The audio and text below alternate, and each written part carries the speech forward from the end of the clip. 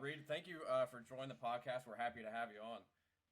Yeah, thanks for having me. I'm excited to be here. And we got Hurricane Elsa now, don't we? It just got upgraded. Yeah, I've seen that with the latest advisory. I had plans going down there to get it, to intercept it, but I called off work and everything. But when it was over Cuba, I was like, I don't know if it's going to go hurricane status. And then, knowing my luck, it went hurricane status, and I'm like, jeez. And it was already too late to be like, oh, by the way, I can't come in after I said I already would. So Yeah, I guess the latest recon mission got inside of it. I haven't seen the latest data from the recon mission, but Yeah, I'm looking at radar now. It sure is shaped weird. What a compact little storm that thing is. I know. Is it off the coast of Florida right now?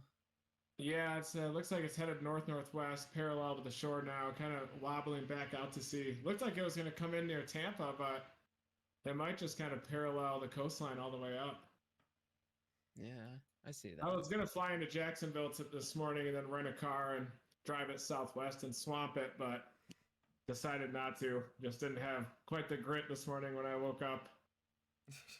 Plus, Friday looks good. Friday in central and eastern Nebraska, I think, looks pretty good. So, Yeah, I figure I'll head out there maybe Thursday night, wake up in the target area, a fresh start. Maybe Gizmo will produce a stool beforehand, and then we'll see some northwesterly flow tornadoes.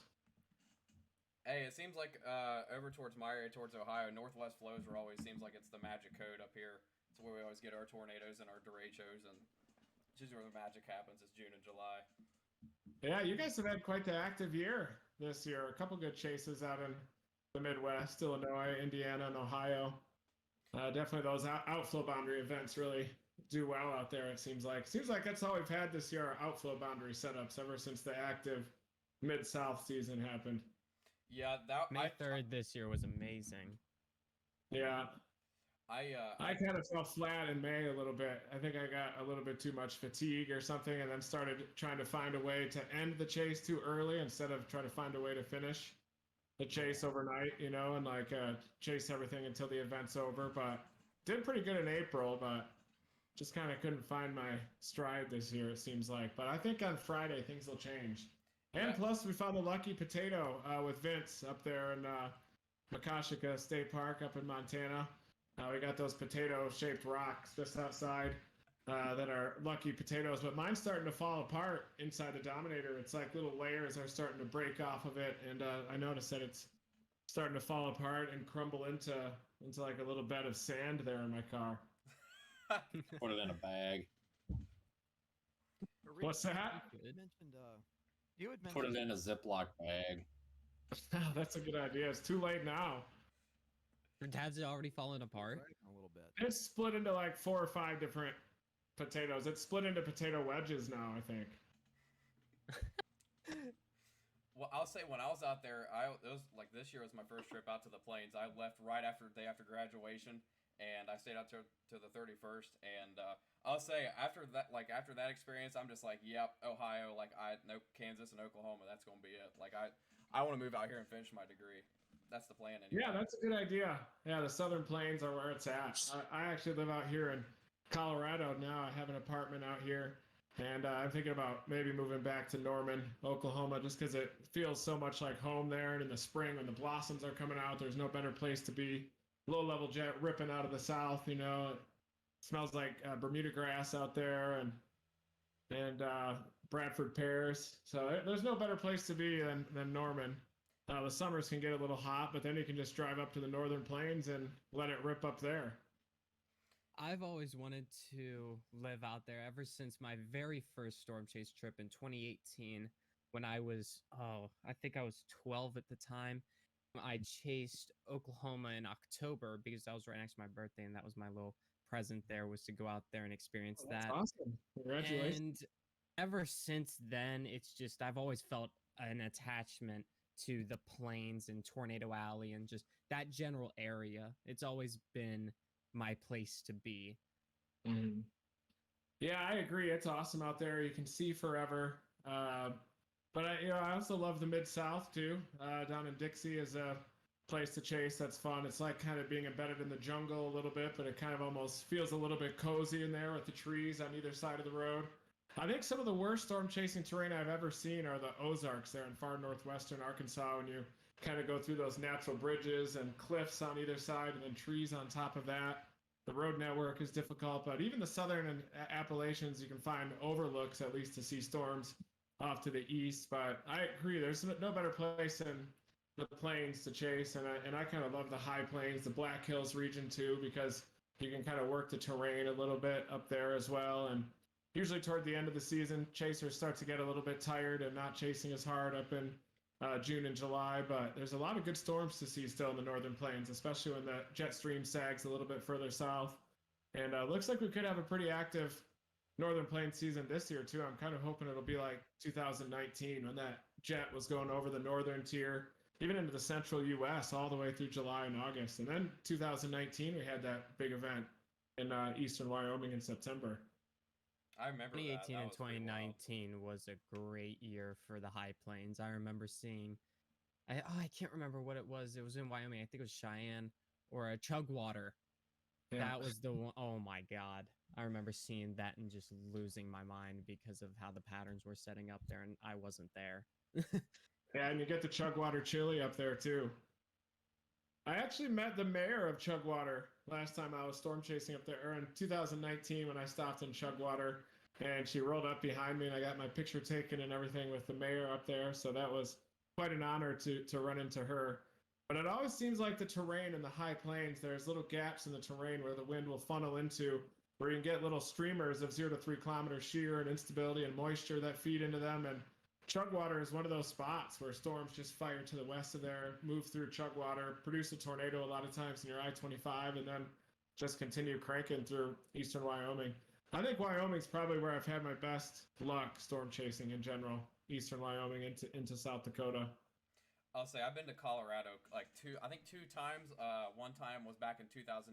My father actually surprised me on a trip out there, and then actually like a month ago when I was out there in May. But the first time I chased in May was that Kim, Colorado day, and I was in Roswell chasing the day before, and I woke up in my hotel and I'm just like, man, I don't know if today's it. Like, just feeling really negative. Just woke up, didn't sleep good. I was like, whatever, and I felt really lazy, but something inside me told me to keep pushing on and keep chasing that day, and eventually I caught up with that Kim tornado, and that was my first ever plains tornado. But I guess Colorado. Yeah, that's fantastic. I bypassed that storm. I was obsessed with the La Junta Low that day. I just thought for sure storms are going to fire near the La Junta Low and just go nuts to the east of there, and then ended up getting burnt. I just kept blocking out that Kim storm until the very end. Just stayed in La Junta there when those storms fired, but I got a little bit too attached to that La Junta Low target. Well, I don't blame you, because the HRRR that week, I don't even want to get into HRRR, but you've made me an anti-HRRR person myself. Well, I just became that kind of this year, I think, and the last many years. I just kind of noticed that nothing really good happens when I use the HRRR. That's when I use the NAM and the RAP and 3 kilometer NAM. Use those models and surface maps, and yeah, whenever I use the HRRR, it somehow finds a way to botch up the chase. Yeah, and I for most of my chase out there, I used the NAM and the RAP. Like, NAM was the name of the game for me. Yeah. I will say. I love the RAP model, and it updates every hour and does a good job picking out the terrain, Right. and especially recovery around outflow boundaries too. I feel like the RAP does a really good job with the timing of atmospheric recovery behind those MCSs, and also in the high plains, kind of picking out those gaps in the terrain. I feel like it does a pretty good job.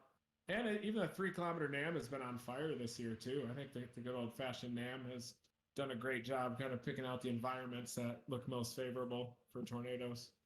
Yeah, and I've noticed, like, the last week of May, I noticed a couple other chasers mention this, but it was a really hard forecast week at that last week. I was chasing that moderate in Kansas, and I was going back and forth. My original target area was McCook, Nebraska, and I hate myself for it still to this day, but I was debating on, western Kansas, southwest Nebraska. I was like, it was just so hard. Yeah, it definitely can be. I see that there's a tornado warning somewhere. Where is that located? Is that down in New Mexico? I don't see any. It's popping up on the app here. I wonder if it's in Canada. Oh, it's in Canada. Southeastern Alberta has a tornado warning. I wonder if Mark's on that. Out near Drumheller. Man, that storm looks insane. On the Radar Omega app, you can find it up there.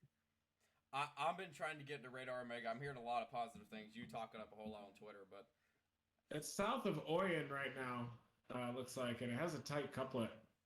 If I could share my screen, I could show it to you guys. all right. But So man, it Oh, looks like Radar Omega's kind of nice now. Holy crap. yeah, it's smoother. They've done some updates to get a more smooth background image. It says baseball size hail is also possible, so ooh, Baseballs. big hail out there. But I've been kind of blocking out Canada a little bit since I can't quite get up there just yet. Yeah, it looks like a lot of supercell southwestern Saskatchewan out there. Oh, I Man, do have a question, Reed. yep. When the borders open up and everything, how do you think next year's gonna play out if everything gets back to normal and how we hope it's going with the borders opening back up?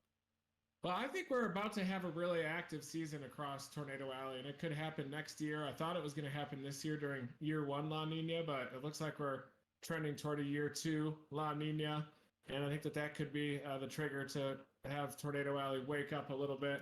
I feel like there's been too much talk saying that Tornado Alley is shifting to the south central U.S., and I feel like we're about to have, a few years in a row at least, I think, of Tornado Alley waking back up. And it didn't happen this year quite as much. I mean, even though it was a good year for storm chasing, I thought it was going to be a lot more active. We did have the two high risks in the Mid-South initially, and the early moderate risk in the Texas Panhandle, and then the active late April, and then the outflow boundary season during May. And then the Northern Plains have been pretty active. But I think next year and the year after, and maybe for a couple of years, I think we're going to see Tornado Alley come back alive and live up to its reputation. I still feel like the interannual variability still dominates a little bit out there. I know that it might be shifting a little bit to the south to the south central U.S. and especially with more frequent, more common and more intense El Nino events, which have a tendency to have a more energized subtropical jet, and you can get more of those early spring events in the mid-south. I still think we're going to see more of those with time, but I still feel like Tornado Alley has a lot more to give here in the coming years. So I think that we'll see it come alive either next year or maybe for multiple years in a row. I gotta ask. I've been wanting to ask this to you, but how's the Dominator weather stations coming along? They're coming along great. Mark is working on those, and he's actually testing the anemometer right now. So I'm wondering if he's actually on that tornado-warned storm to the south of Oyen. I think that he is out there, and they're coming along great. He built his own ultrasonic anemometer too. Mark is an absolute savant. He operates on a totally different level that I have trouble understanding sometimes the level that he operates, but he's able to build our own ultrasonic anemometer that's more accurate as well, and that's going to be the Dominator ultrasonic. But he's testing that out and calibrating it alongside an RM Young and also a Davis anemometer today, and it also has lightning detection. It has a thermometer on there, relative humidity. It's all waterproofed as well and can handle big-time hail. I'm pretty hard on nice things, so that's why I don't have anything nice. So hopefully I'm not going to destroy the Dominator weather station when they first become available. But Mark has driven over the unit with his vehicle and showed that it's basically indestructible out there. And hopefully he's taking it into some baseball-sized hail right now to the south of Oyen out there. I never So really. I guess you could say it's Reed proof. Yeah. I never really got the thrill of hail before, because in Ohio we always get these like really small hail sizes. But out there, I was like, holy cow! I drove through a hail core, and I think it was in New Mexico, but it was like so like full of adrenaline rush, and I understand where you're coming from now, Reed. So I think I'm gonna start doing more hail core intercepts. But I remember Aaron Rigsby was south of me on the New Mexico day on the 28th, and he had like tennis ball size hail, baseball size hail, like a quarter of a mile south of me on that same stretch of highway. Wow. And I was like, holy cow. And of course, I'm in a newer car, and I kind of have to like limit what I do. But yeah, it was pretty crazy to see that. Yeah, that was a big time storm there. Are you talking about the one that was south of Roswell? Yeah. Yeah, Aaron Jack, I know, blew out his windshield as well and took a couple very large hailstones. But I agree, there's nothing more exciting than having massive hail blow out your windshield. And I remember for years I was trying to intercept a softball-sized hailstone, and they were a lot more elusive than tornadoes, at least when I first started storm chasing. It seems like very massive hail is getting more and more common these days, but it used to be hard to find. And the first time I actually intercepted a softball-sized hailstone was in 2002. May 7, Ford County, Kansas, just to the south of Dodge City. And I remember seeing that thing from all the way up, getting ejected out of the back of the mesocyclone. This white dot kept getting bigger and bigger. It looked like it was moving in slow motion, and then bam, shattered the windshield. And I think that's one of the happiest moments I've ever had in my life. Oh my, that is incredible. I remember my first big time Hailcore intercept was May 22nd, 2020, in Burke Burnett. And I met you that day earlier, and we were talking about the hail. You're like, it might blow out our windshield. You think? And I was like, yup. And later that day, sure enough, oh my, it was the most massive barrage hailstones I've ever seen in my life. It was so loud and it was incredible. Yeah, and it seems like those kind of slightly higher base storms like that one that are almost a little bit elevated, like that one in Llano, Texas in late April this year, they seem to be dropping the biggest hail. So the ones that are forming that monster cape where it's real moist, surface-based storms, a lot of surface-based cape, those outflow boundary setups, when it always seems like there's going to be gorilla hail, they seem to not happen. And also the geographic influence, too, across the high plains. Of course, basically any supercell storm is capable of producing gorilla hail, but it definitely seems like those elevated mix layers and that dry slot above the ground are getting more and more stout with time. So I'm wondering if maybe an artifact of climate change could be these bigger hailstorms and more opportunities to blow the windows out. What's your windshield count for this year so far? I've lost 4 windshields this year. If you count the current one, it's got a lot of cracks on it. The current one, but I'm hoping to finish that one off on Friday. But it's basically finished off. But I usually push it a little further than I should with the windshields, so I could barely see out of them. I've suggested it to you on Twitter before. I know Daniel Shaw is probably the biggest one I can think of that uses the stuff, but 3M makes a window tint that's clear, basically, that they put on storefronts in like Los Angeles, so you can't throw a cinder block through them. Have you ever considered this, or do you think that would make it less fun for you? I have considered that, and we had Lexan windows on the Dominators, which would scratch really easily. Anytime the windshield wipers would get going, they'd start to get these small cracks, and they would get difficult to shoot out of.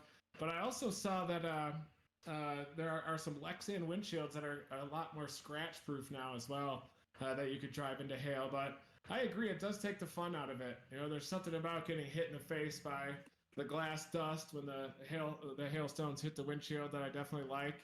But I kind of figured out that just replacing the windshields, and oftentimes I'll do a Twitter promotion too and get a discount on the windshield, and then the video of the windows blowing out, ends up doing pretty well. So it almost doesn't become as much of a loss as you might think. But I am a little bit worried about the cost of those Lexan windshields and if they might scratch just a little bit with rocks and stuff and then having to replace it again. But I'm just kind of in a routine right now where I just replace the windshield. But I'm definitely open to trying new things, including Flex Seal. I got a Flex Seal hat here. I'll probably send you guys one as well.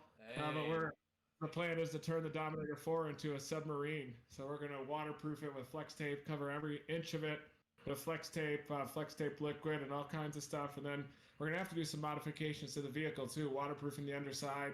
And we're going to put in a snorkel as well so that we can drive through floodwaters and basically just turn Dominator 4 into the ultimate flash flood chasing machine.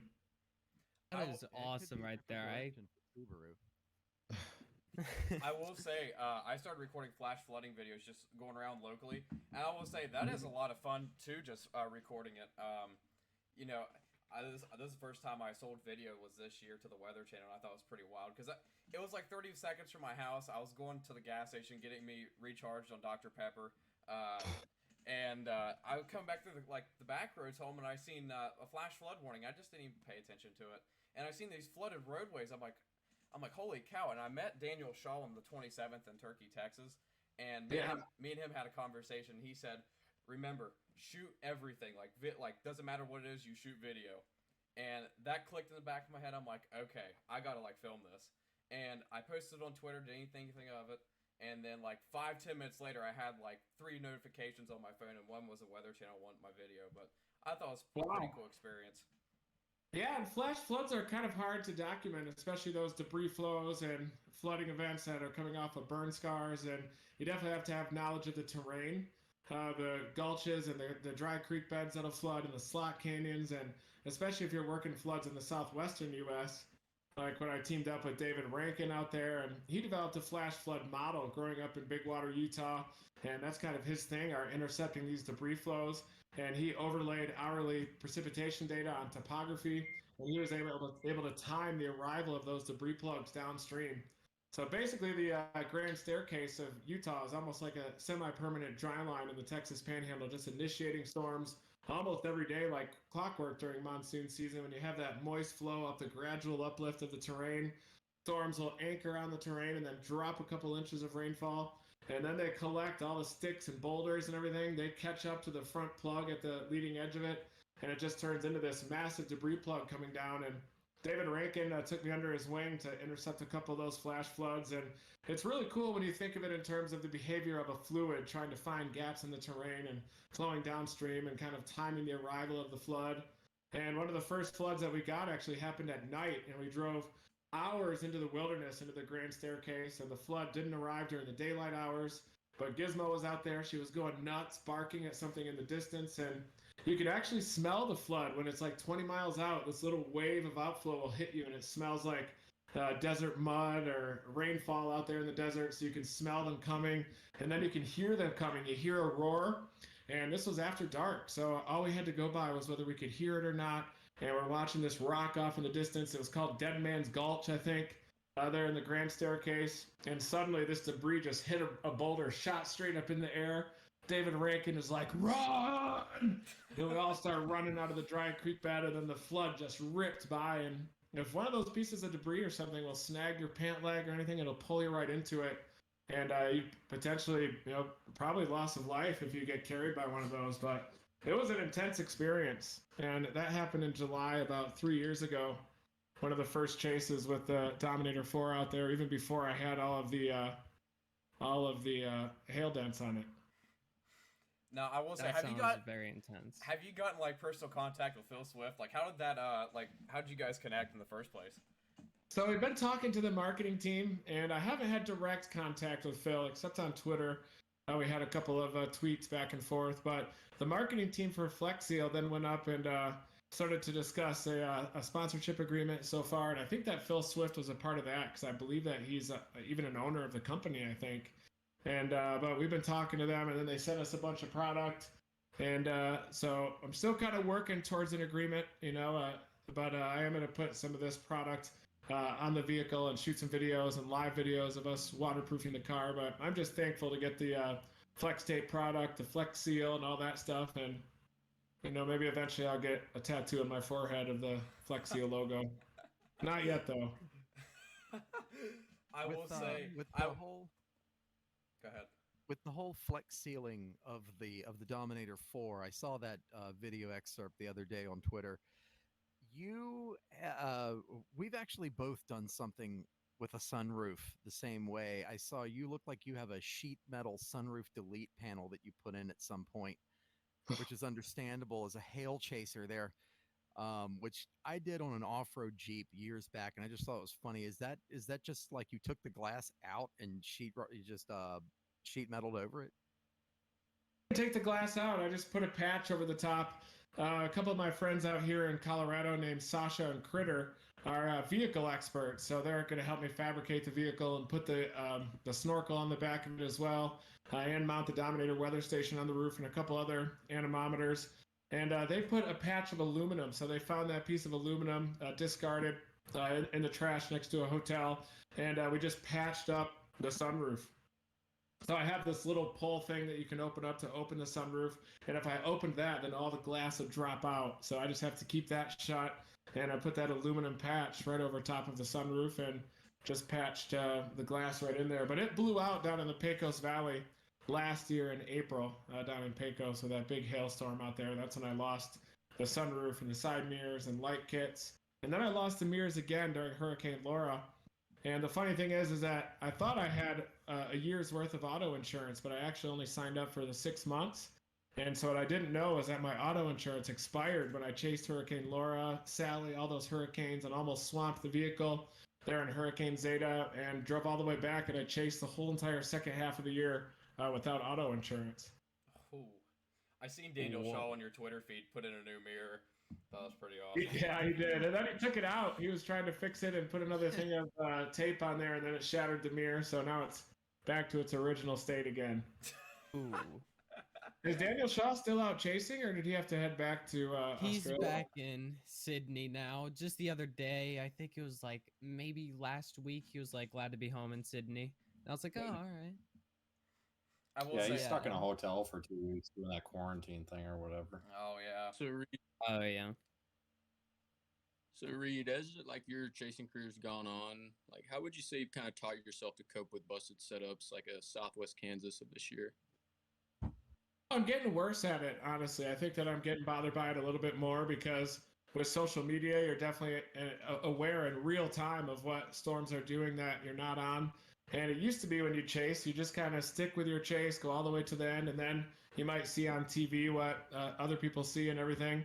But I just kind of respect it. I respect the bust because without busts, intercepting tornadoes wouldn't be as special.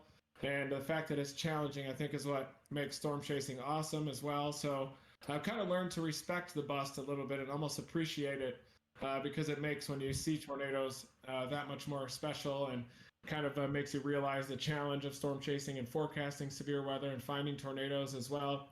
But this year, it seems like ever since I had the coronavirus, I've been a little bit more sensitive emotionally, even. So I had the virus back in November after Hurricane Zeta, and it was really minor for me. I hardly had any symptoms except I lost my sense of taste and smell the night before, and then it was gone for like 6 months, and it has never been the same. But I feel like I'm almost a little bit more sensitive to busts and maybe don't have quite as much energy as I did before it. But I feel like just now, here recently, I'm starting to feel like my old self by eating that activated charcoal mixed with the superfood and everything. And I kind of wish I was down in Florida, which I grinded out there and flew out to Florida and then fly up for Friday to intercept the Eastern Nebraska chase. But I think that it's possible the tornado of the year could happen on Friday with that potent trough coming in and northwesterly flow and 30 to 40 knots of a low-level jet. And storms turning into a low-level jet that strong means that that's probably going to be a low-level jet on steroids in a storm relative sense. So, but just looking at radar again,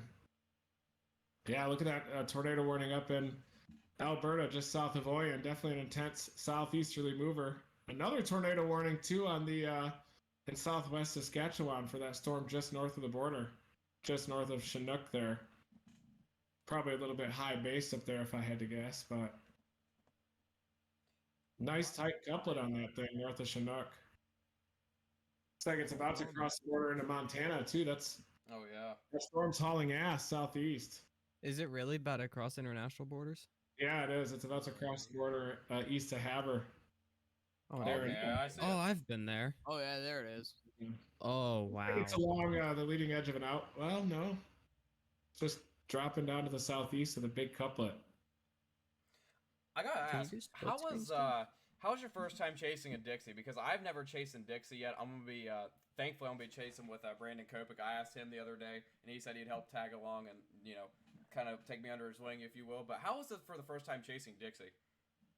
Well, it's challenging. You can't see very well, but I loved it because of the number of storms. There's a greater number of storms.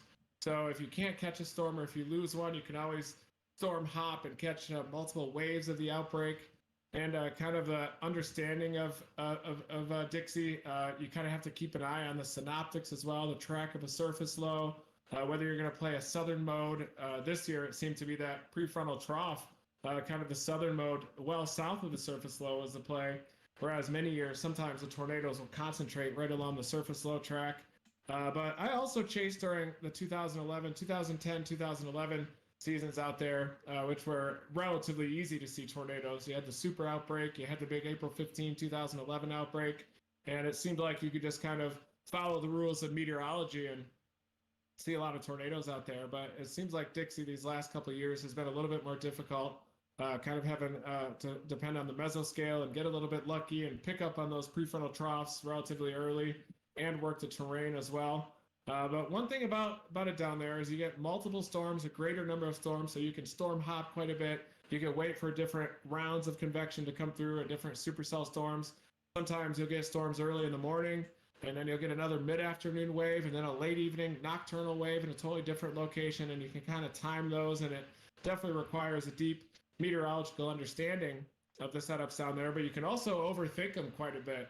And if you end up behind the outbreak a little bit, it can definitely pass you by pretty rapidly.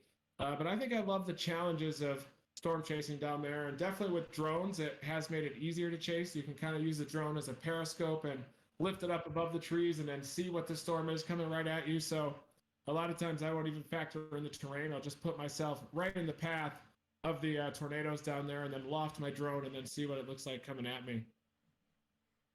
I've That been seems thinking like about a getting a pretty. drone, but I'm not too Yeah, I sure. it's wanted to different get a style of chase. drone. You kind of have to get out ahead of the storms and let the event come to you a lot more. Guys like Brandon Kopic are really good at storm chasing like that, just kind of waiting and allowing the storm to come to them and staying patient. But then you get those setups where in the Mid South, when you are aggressive with it, then it'll pay off. Like the super outbreak and those setups in 2011, you could kind of get aggressive with those storms, and it definitely would pay off a little bit more. But on the super outbreak, we knew that it was going to be such a big event because everything was maxed out over multiple states. And then the first storm that initiated to the east of Jackson already had such a nice shape that we just picked good terrain in the path of that storm and waited for it. And by that time, it became the Philadelphia, Mississippi Ep.3, and that was the one that ended up digging a trench in the ground that was 2 feet deep and 200 yards wide, and went back and visited that trench. But that was the first Ep.5 or F5 tornado that was given that rating because of a trench that it dug through the ground. Was That was is that event also the same event? I'm the Discord administrator for Storm Track these days, and Nice. Lee from Yazoo City. Yep, that was Lee. Was that the same event?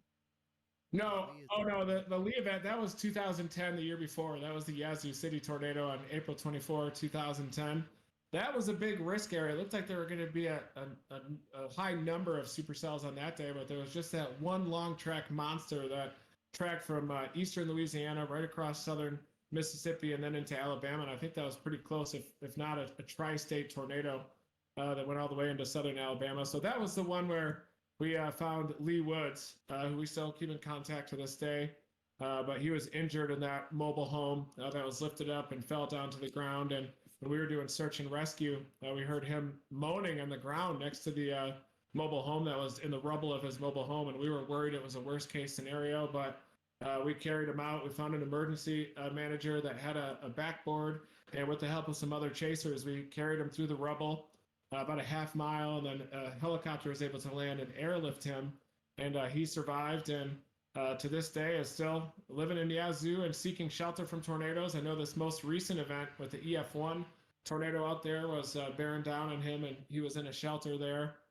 And actually got a shelter for their community there on the southeast side of Yazoo just after that 2010 tornado. And I hear that quite a few of his neighbors are able to use that storm shelter as well, just because it's almost like the Moore, Oklahoma of Dixie. And it seems like there are so many tornado warnings in Yazoo City, and a lot of times they're on that east side of Yazoo out there. But I know that Lee is a great weather enthusiast now and a very knowledgeable Met in following these storms as well. So he's able to track them on radar and everything, and has kind of turned that moment into motivation to become basically an expert, self-taught expert in meteorology. I know it's due to your Discord group I've heard that he's a part of as well. A lot of you guys from Storm Track are talking to Lee as well and helping to educate him on meteorology as well, because that area seems to get tornadoes all the time. But that was the year before the super outbreak. And then in 2011 was a record-breaking year across the Mid-South. We had multiple EF5s. I think we saw 2 EF5s that year, one in the Southern Plains, which are active as well on May 24, 2011, and then also the EF5 tornado near Philadelphia, Mississippi during the super outbreak, which lasted like 3 days. So we were chasing on the 24th, 25th, 26th, 27th, and should have been storm chasing on the 28th up in the Carolina Piedmont, which completely went nuts with a big time outbreak up there as well. I'll say I remember. I'd like to bring this up again. Sorry for interrupting, Norman, Oh, but no, I'd you're like good. to bring this up as a general question from before. But WX Twitter and stuff like that, I've kind of fallen off of Twitter and stuff ever since. I guess it's more fatigue from storm chasing.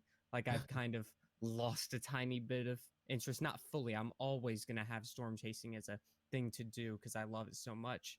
But Yeah. what do you think is something that could, I don't know, I guess something you could do to boost your confidence in storm chasing and continuing for that, working really hard for that good reward? Like, what keeps you going towards that end goal there? Well, I think it's just a passion and love for storm chasing. So a lot of times I don't even keep track of an end goal too much. I just try to chase as much as I can whenever I'm fired up about it as well. And I try to avoid some of the negative energy as best that I can. I get caught up on it as well. Caught up in it on Twitter, as you can see sometimes. And I'm usually ashamed of myself when I do get involved in it, some of the drama that's on there. But if you just stay focused on your enjoyment of seeing storms and meteorology and forecasting, and the nature that you see when you're out there chasing. You always meet unique people as well. And the storm chasing community is an awesome community. When you get into those summer camp sessions, like Vince and I had one up there in Makashika State Park up in Montana, you definitely realize that you're all motivated by the same passion. And once you kind of get over kind of missing tornadoes and start to appreciate those busts, because it means that seeing tornadoes are that much more special. And just realizing that the only reason you want to see it so bad is because you're passionate about storms and love to see the beauty of nature in person right in front of you. And if you're doing posts and weather reports, and those benefit people in the path of the storm as well, and they'll show their appreciation through social media when you're posting your knowledge on social media platforms. So that's definitely a motivating factor as well. But fatigue definitely sets in. You just got to eat a lot of fiber. Make sure you keep taking in fiber and focusing on physical fitness out there as well. During the off season, that's a key to prolonging the storm chasing career and staying hydrated and getting a good night's sleep. And also having a side mission as well, whether it be studying meteorology or learning the science of it, or trying to do science and recording data that other people can't safely collect. But even out there chasing and throwing rocks into the tornado is something that is enjoyable. But when you're trying to collect scientific data too, it gives you that little extra of an edge out there. And that's what we're trying to do with the Dominator weather stations, is make that instrumentation available to anybody that wants to do science and collect data, because there's such a vast network of storm chasers out there that are in crazy positions that could very easily collect valuable scientific data with the right instrumentation on board. I gotta ask, what's your go-to like food joints like before chases and after? I know you're big on bean burritos. You definitely got me into them in early April. I tried mine for the first time before I went into work, and there was this huge 2%. And I know this because me and Gabe Rodriguez, who's on here, me and him was talking about it on Snapchat, and we're just like, today just looks trashy, just doesn't look really that good. I went into work, and he texted me halfway through work, and he's like, dude, I might be coming over to your area. I'm like, huh? And he's like, yeah, I might be coming over to your area, Chase. And I'm like, okay, well. And I was jokingly telling him, like, hey, maybe that bean burrito paid off. But anyway, a couple hours later, I got my first tornado that day, and I added you at it, and you followed me back that day. And I don't know, the bean burrito luck is kind of still on my side, it seems like. But what's your bean go-to? burritos are good for you.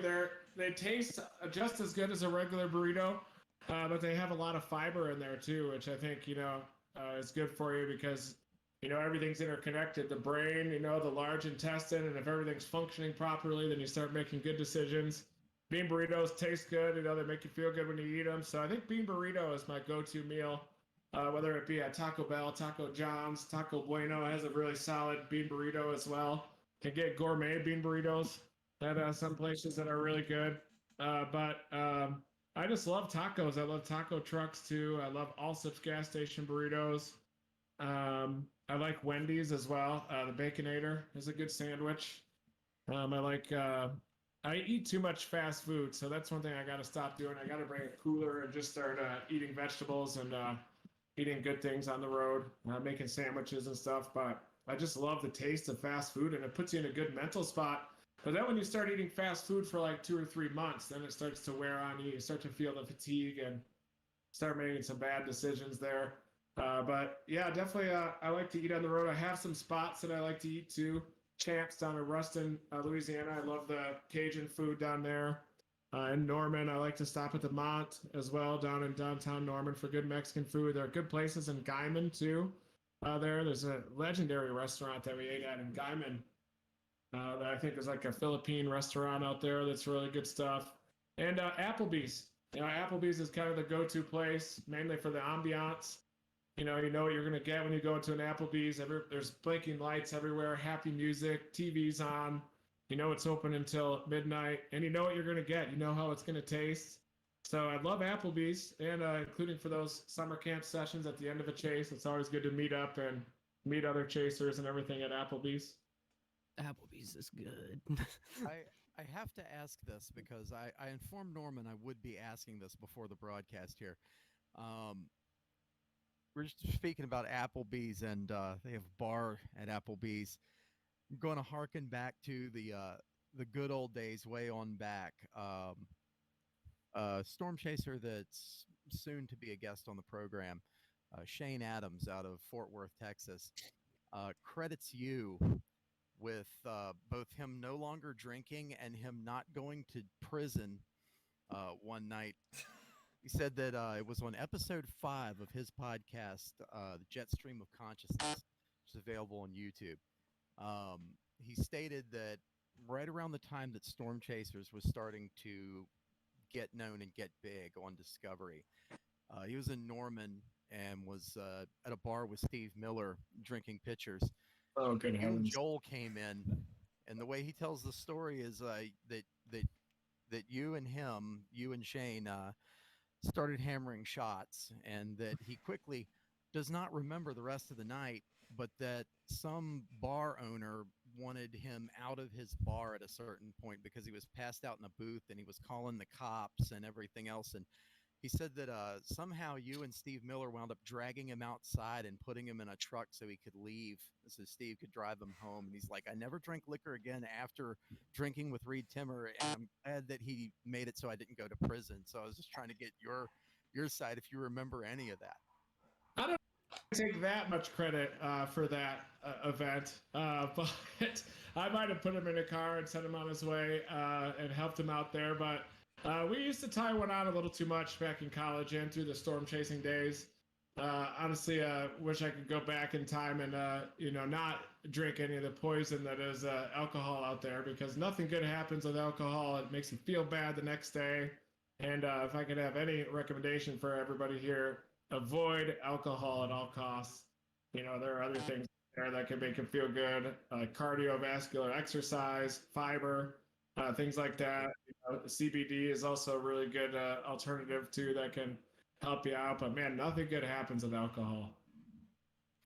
Yeah, when his story started with, well, we did a shot of vodka, and then we did a shot of tequila, and then we did a shot of Jägermeister. Yeah, the Jaegers, which is really bad for you. But yeah, we used to throw down a couple of those too, and definitely lucky to have survived some of those times. But we were working hard, and then sometimes you'd go out at night, and but yeah, I could definitely. I think I put Shane Adams in a car and helped him out there. But I remember hanging out with Shane, Steve. Joel was out there. Chris Chittick was out of control in terms of that. So, and he would always want to go get hot dogs afterward, at hot dog stands and stuff. And that was kind of his thing. But yeah, there's a lot of long stories associated with those days back then. You guys need to, Reed, you need to get Jim Cantori back on chasing when he is available. It seems like you and Jim were like the dynamic duo of chasing. Like that was like prime. That one episode on Tornado Chasers was with you and Jim Cantori was absolutely insane. Oh, yeah, that was fun when he came out, and he actually flew in that morning, and it looked like he was delayed a little bit with flying in, and he landed, and we picked him up on the side of the road, and then in 15 minutes we saw that tornado crossing the road there near Edmond on 235. So it was really quick. We picked he and his producer up right on the side of the road, and then bam, we're in a tornado. And he was live on the Weather Channel, and I think he swore on there. He's like, "We're in the effing tornado!" Live on the Weather Channel.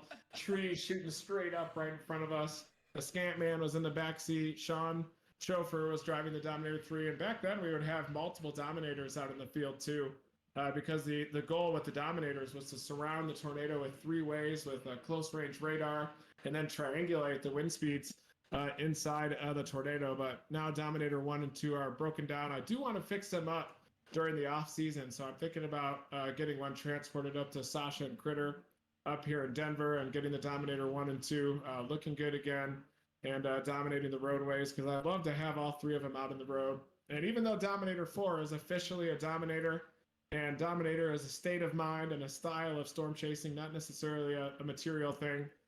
Just storm chasing those armored vehicles was a lot of fun, having them all out there and having the team out there as well. But we're doing a lot now with racing drones too, with FPV drones. Captain Vanover, that world champion, has been coming out with me, and he's a legitimate world champion for the last 3 years or something. He has incredibly fast muscle twitch and reaction time, as gamers would, for example. But he says that your reaction time peaks. Basically, that's why you peak at in your early 20s or so when you're drone racing, and then you start losing a little bit of reaction time, but gain some knowledge in the course. But I think that's the future of storm chasing, are these FPV drones. As battery lives get longer, I think eventually you're gonna be able to sit in the comfort of your own home and then fly a fleet of these drones around and chase tornadoes. But I'm sure it would be regulated at some point down the road in terms of airspace. But I really think that these drones are largely the future of storm chasing, but you still can't replace the ground perspective of being up close to a tornado and seeing that motion in 3 dimensions out there when you're up close and feeling the inflow and kind of being knowledgeable of the tornado genesis process from close range is something that I think will never be able to be replaced, even by drones. Now, I will say that I remember you talking about the HOA always getting on your guys' tail about having multiple Dominators in the back in Norman. But how was that experience? Were they always up on you, like your guys' rear end and stuff, like always saying, "Hey, this, hey that"? How was that all about? Yeah. The HOA was always after me, and I probably deserved it because we were launching fireworks in the middle of the night. Sometimes I would hit golf balls down the middle of the neighborhood street, and then Dominator 1 broke down in the front yard, and sometimes we'd let the grass grow up to 2 feet in length, and then at the end of the season I would cut it. And I always told the HOA that I wanted to allow the grass to reproduce and flower and increase the plant density in there, but just kind of I let the grass thrive up to a couple feet in length. But really, I think it became personal for the HOA because we ended up dethroning one of the presidents of the HOA at first, and then she got reelected as the HOA president, and then just had a vendetta against us. Put all of the might of the HOA down in my house, and I had moved to New York City. I was working on getting married out there, and just was out there for a year or two, and was renting out my home then to the Extreme Tornado Tours guides and everything. But eventually the HOA ended up winning. There were some weird things that happened, like somebody in the neighborhood vandalizing the house, and that the storm chasers did it or something. And then, of course, my vehicle was broken down out there. I was in New York trying to rent out the place to the Extreme Tornado Tours guides, and they ended up filing a lawsuit in court. And I almost lost the house. Thankfully, I was able to sell it just before I had my divorce, so I don't have my house in Norman anymore. But definitely almost lost it to the HOA. And ironically enough, I just had a discussion with the HOA here at my apartment complex about the parking of Dominator 4. But I think they said I needed to leave a couple of spaces to the left of mine, but I think I did. And then someone came in there and parked right down the middle and made it look like my vehicle was off by a little bit. But one thing I've learned is when your vehicle looks like the Dominator 4 does, you're never given the benefit of the doubt. And things like parking and the vehicle being on the street, or if you pull over, going 3 miles an hour over the speed limit or something, when your vehicle looks like it's beat up like that and missing all the side mirrors, and then you have Dominator stenciled in on the side door. I totally understand that. They'd want to ask me to move. That you've put into Dominator 4. What's that? How much maintenance would you say you put into Dominator 4 to keep it going? I put in thousands of dollars into it, and when I was storm chasing with AccuWeather before, then they would cover my repairs in Dominator 4, which I really appreciated. But recently I probably put $5,000 into it, and most of that cost was in replacing the light kits to get the blinkers to work on the rear lights and to get the brake lights to work once again. But for the most part, I put in pretty minimal maintenance. I try to get oil changes regularly. It is starting to get some problems when I go uphill right now. It's starting to overheat, so I'm worried that the radiator took some damage, maybe by some hailstones coming in. But Boy, it looks like that core of Hurricane Elsa is getting even more compact, doesn't it? Looks like that convection's starting to peter out a little bit there on the north side. Still has good convection on the northern and eastern sides of it, but it looks like it's trying to stay offshore like they often do. They'll kind of go parallel to the shore, and they don't really want to barrel into the shoreline if they can help it when the overall steering currents are a little bit weaker with this compact storm system with a divergence up ahead of that upper level low. What an interesting evolution for a tropical cyclone, though. Yeah, it's been Yeah, I interesting, would so. say this one's been definitely interesting to keep an eye on. Mm-hmm. Now we have a couple questions from Twitter. I remember I tweeted out a couple days ago if they want to ask any questions from you. But our first question is from Cody Dunkel. He said, "Does having a lot of chasers following you around while you're chasing like bother you, or have like you just gotten used to it now?" Yeah, it can a little bit sometimes, but only when it costs me tornadoes, though, sometimes, because sometimes when you stop at a gas station, I do a lot of meet and greets and everything leading up to it. I love talking to everybody, and but sometimes it cost me a Colorado tornado this year, so I get a little bit upset, but I'm pretty used to it. I love it. I like seeing people and meeting people out there and meeting the community and everybody just sharing their storm chasing stories as well. I definitely enjoy it for the most part. But I am a little bit worried sometimes when we get followed when we're going into hail or a tornado or something up close. Sometimes I get a little bit worried that I might bring them into a dangerous situation that they may not be comfortable with. But for the most part, I like it. I especially like meeting the new up and coming chasers out there that are really skilled. So for the most part, I love it out there. This year I got a little overwhelmed. I think because I was still a coronavirus long hauler, so I couldn't multitask quite as well, and I was running all these live streams. But man, I'm looking at satellite imagery here of Hurricane Elsa, and it is really hanging on there to the west of Tampa, isn't it? Beautiful outflow streamers, transverse bands, and everything on there. Yeah, I'm surprised when they Ooh. issued that tornado watch. I think we'd get a couple tornado warnings. I know we got one down there a couple hours ago, but I thought there'd be a little bit more tornado activity considering those feeder bands will be coming offshore and going into southern Florida.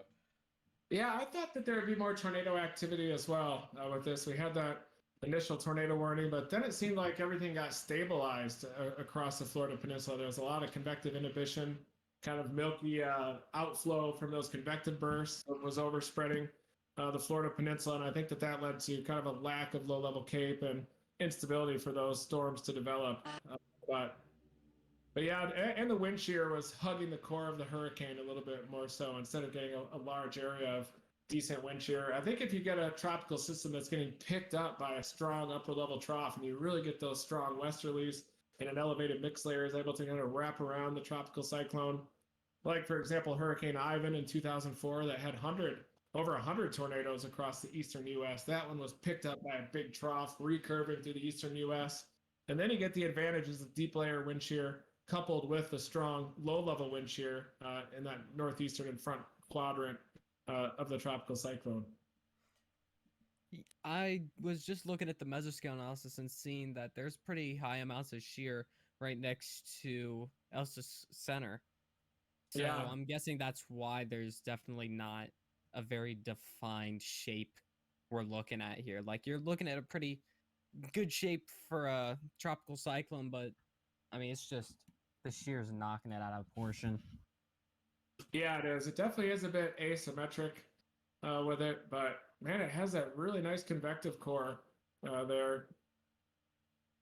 Maybe it is a little bit tilted. Maybe the circulation on radar isn't coinciding with that deep convection, and most of the deep convection is sheared off a little bit to the north. But yeah, that min pressure is down to 996 millibars, so it does continue to fall there. I don't know if you can see, it's a mirror right here, but Weather Nation on in the background. They were just showing video from the ground down there in Florida, and it looks like every tropical intercept I've ever seen, which is you get the gray soup with the sideways rain. So Yeah. conditions on the ground are looking just about as expected for the moment. Yeah, you got to bury the nose of the vehicle in that storm surge to really get dramatic. You got to swamp the rental car. Yeah, it's looking like nothing Like too interesting is going on. Nighttime landfall as well, but I was thinking about flying into Jacksonville and then waiting for it there in the Big Bend maybe to the east of Cedar Key, but it does look like it's wobbling back to the west again, kind of doing shore parallel action there. Still, if it's a hurricane, it probably would have been worth it. But with Friday looking so good in eastern Nebraska into Iowa, I'm not done with tornado chasing yet. I didn't get my fix early this year. Every time I get close to a tornado, they evaporate right in front of me. Right when they're like 100 yards away, they start to weaken, and I'm just kind of getting unlucky these last couple of years. But I like to get up close to tornadoes. I don't encourage it for anybody due to the safety concerns with it, but I kind of like the art form of getting close to a tornado and doing a hook slice maneuver and being knowledgeable of close range tornado genesis and being able to find the clear slot from underneath and where the cyclonic vorticity part of that clear slot is tightening up. And, I just kind of like the approach angles and getting close to tornadoes with a little bit of finesse. But I haven't been able to do it really since our rocket launch in 2019 there in Linwood, Kansas. And I'm still writing that paper too. I finished the first draft. I've got the revisions to correct, and then I'm going to be submitting that publication here pretty soon. So it is finally done. It just takes me a lot longer to do writing or that type of computer work these days. Now that I've been storm chasing so much, it kind of slows down the brain a little bit when you've been chasing nonstop for 25 years.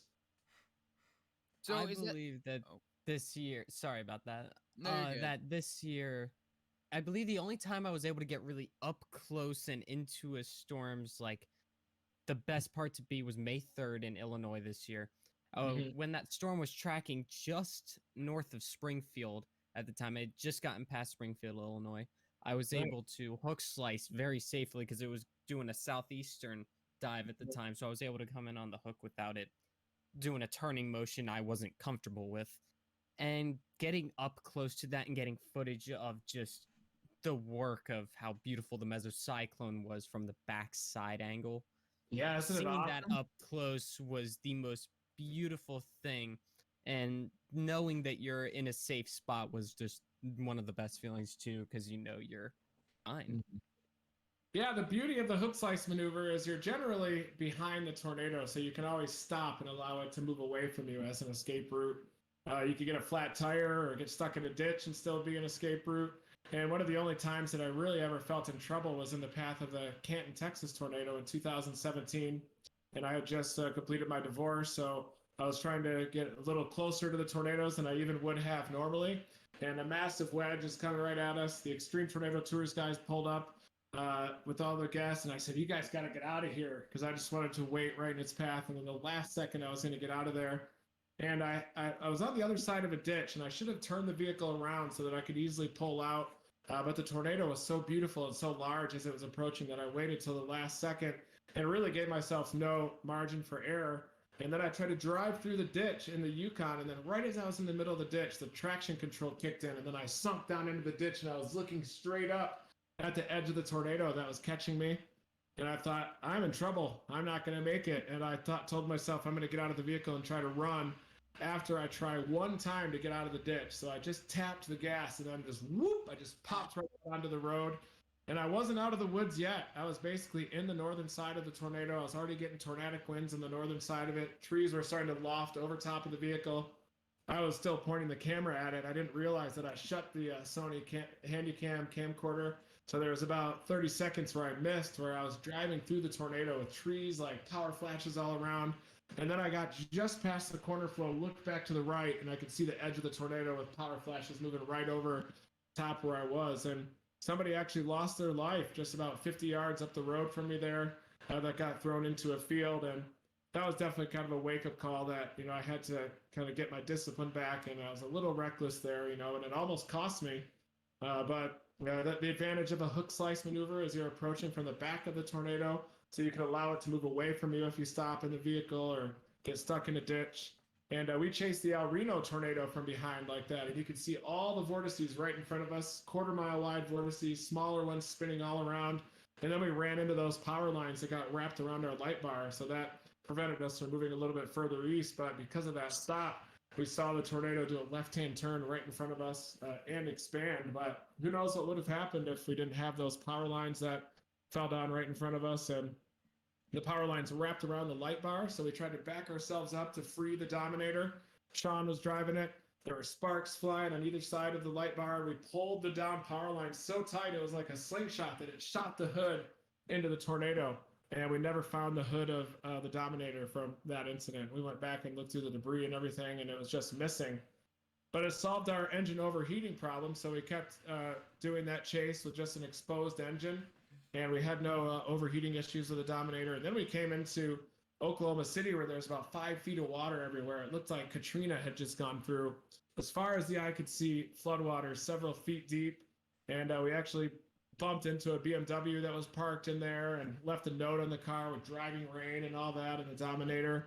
Connor had Dominator 1, and he went back to Norman, and then Moore did a barrel roll spin due to hydroplaning on I-35 that just ended up spinning off into the grass in the median and was totally okay and drove right out of it. But just a lot of mass chaos that happened after that tornado that should have been rated an EF5. So there's another question. There's another question on Twitter from Mass Dog Weather. He said, "When was your first storm chase? If you can remember that." Well, my first actual storm chase when I was driving was when I was 16, chasing lake effect snow up in Grand Rapids. I grew up in Michigan in the lake effect snow belt up there, and I had a 1985 Plymouth Reliant that had a blown out muffler, so it sounded like a Harley going down the road. But I took that into a lake effect snow band and almost got trapped down there. Faced several severe storms though between 1996 and 1998. And then I moved to Oklahoma to study meteorology at the University of Oklahoma in 98. And as a freshman there, my very first semester was when I saw my first tornado, which was October 4 of 1998. And it was a big fall outbreak, I think one of the biggest ever in Oklahoma during the fall. I missed a lot of the good tornadoes that day. We were out playing ultimate frisbee, and my friend Chuck Floyd, who was a pre-law student, he was the only one that had a vehicle down there as a freshman. So convinced him to go chase after it, and we blasted north after the first tornado warning. Saw this big mega shelf cloud coming at us, and I wasn't that aware of storm structure, but there were all kinds of turbulent eddies along the leading edge of that shelf cloud. So I told Chuck Floyd that we got to abandon the vehicle, run up underneath the overpass, and then we got blasted by 80-mile-per-hour straight line winds and just got soaking wet. But definitely no reason to abandon the vehicle. And then we went south down I-35 and kept punching the core of supercells, and I knew that the tornado was on the south side of the storm. So one of the cores that we were punching through near Perry, we blasted through, saw the rain-free base, and I looked off to the east and saw 2 tornadoes right next to each other, looking off to the east from Perry, Oklahoma. So that was my first tornado intercept. And then that spring, May 3rd, 1999 happened, where 5 of us freshmen packed into a soft-top geo tracker and chased down that F5 and ended up in the path of it, actually. We were going through a grove of trees after we had chased it for a while, came out, and the F5 was coming right at us on the southwest side of Moore. And once again, we got the bright idea to abandon the vehicle, ran to an overpass. Families were flipping out underneath the overpass, and the tornado was coming right at us. And then it turned its path, just turned a little bit to the right, ended up going about a couple hundred yards or an eighth of a mile or so up the road. But the wraparound debris was hitting us, a lot of mud and everything. So I was shirtless at the time because I only had one shirt back then as a freshman and never did any laundry. And somehow I ended up losing it halfway through the chase. So I ended up just getting covered in mud and insulation. But then right after that, we got back to the vehicle and started chasing the tornado to the east. And that was the first time that we saw the dark side that the tornadoes leave behind. That is the damage and loss of life. And we just saw everything leveled and more. Everything smelled like natural gas in the air, like a rotten egg smell. There were horses that got escaped from their farm that were just wandering down the highway. People were emerging from their storm shelters with the deer and headlights look on their face. And it was just a terrible feeling to see the damage that tornado left behind. And to kind of cope with being so excited to see it and then seeing the damage and the loss of life and everything afterward was a tough thing to kind of reconcile in your brain. But I think you could be excited about chasing tornadoes and intercepting tornadoes, and also understand and be concerning for the loss of life and the loss of property that tornadoes leave behind, and also work hard to try to prevent that loss of life by providing storm reports or providing the ground truth underneath the storm. And that's the beauty of storm chasing, is we can do what we love for a living, and we can also, it happens to have a benefit. The people in the path of these storms love to hear our reports and it helps them get over the fear of tornadoes in a lot of ways as well. So there's a lot of great things about storm chasing. Shannon asks. Yeah, I definitely remember. Sorry for interrupting Oh, no, again, you're good, but you're good. I remember you posting about seeing your first tornado on October 4th, and I was like, wow, he saw his first tornado on my birthday because my birthday is nice. October 4th, 2005, and I was like, that's really cool because as someone like you I've looked up to for years, the fact that you saw that tornado then was pretty cool to me.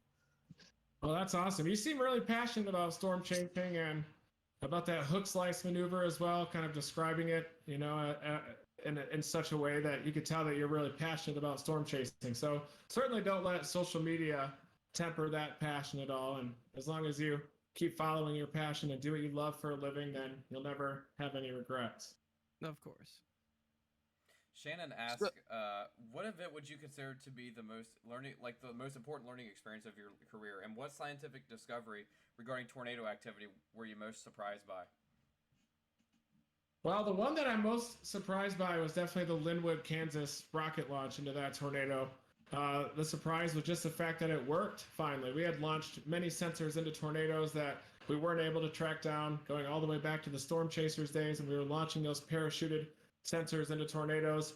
And then we met Mark, Chase and Spin on Twitter, and he's an absolute savant. The probes that he can build, and he only worked on it for about a month and developed those trackable sensors that actually worked.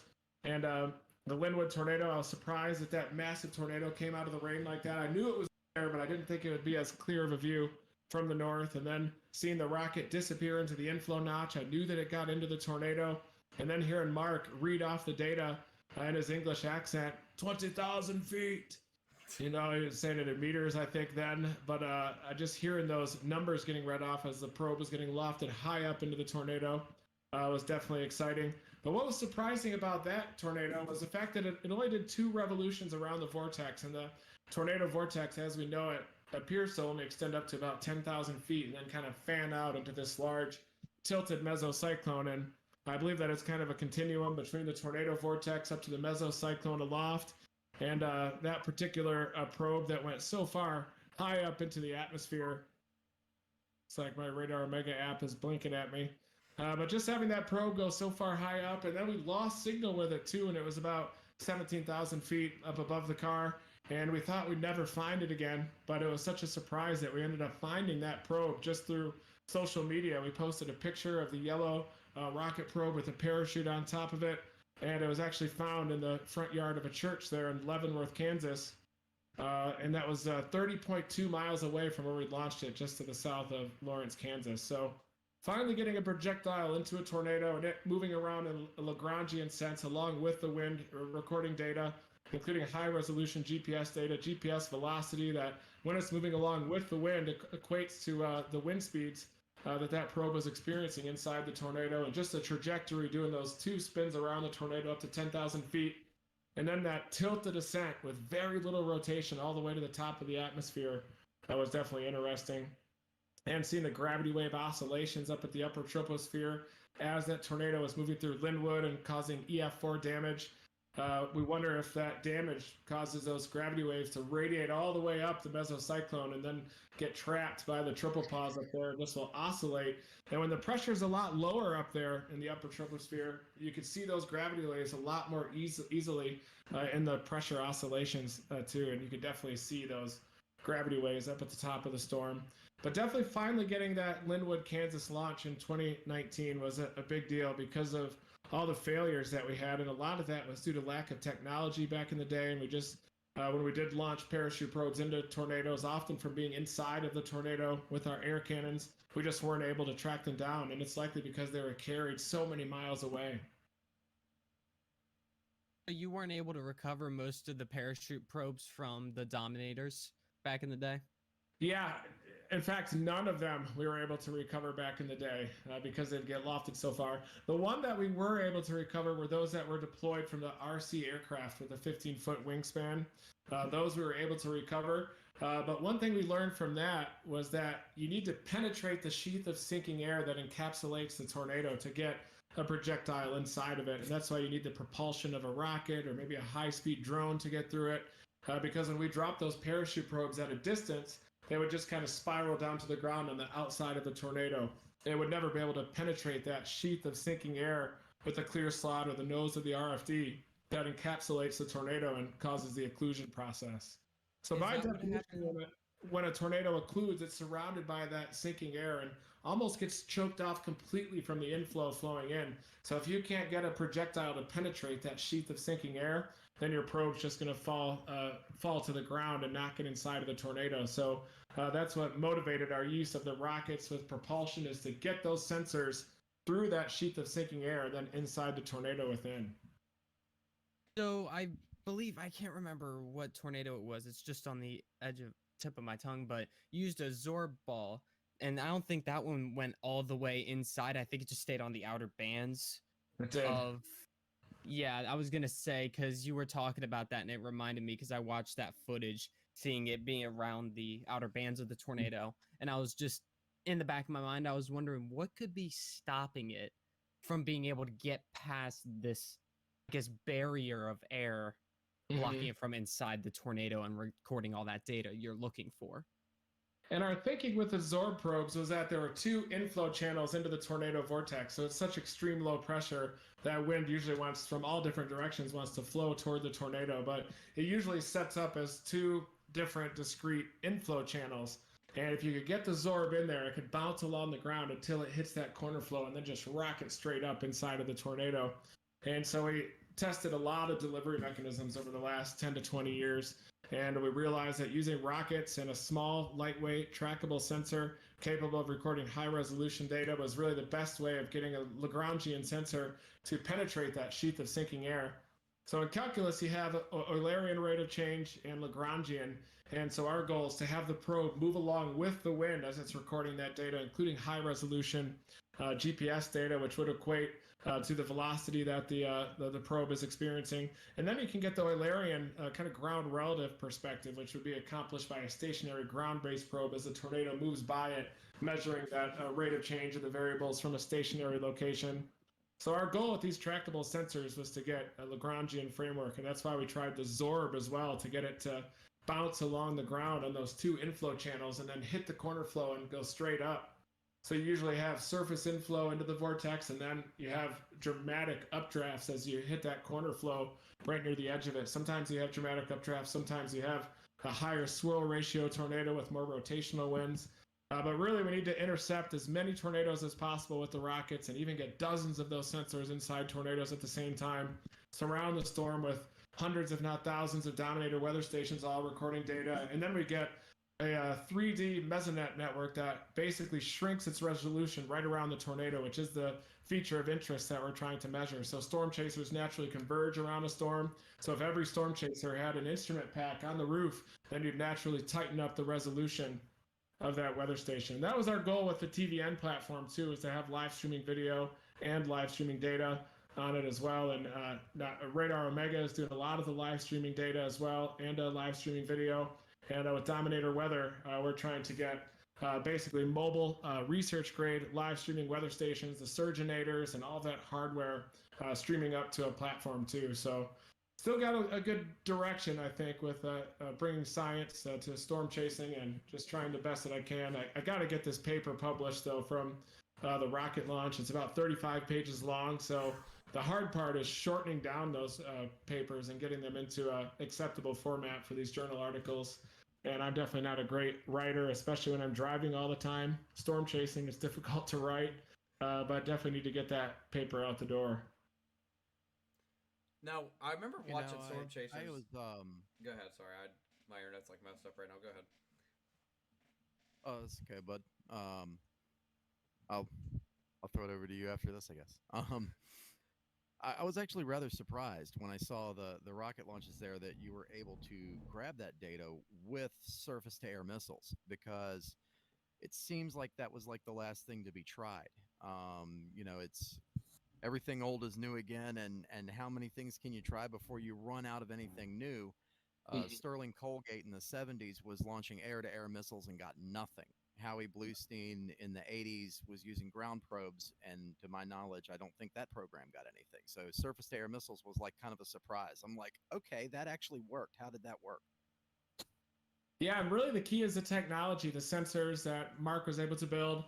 Curtis was able to balance the rockets and custom build them, and he used a program called Rock Sim so that they'd be perfectly balanced as they go up into the tornado.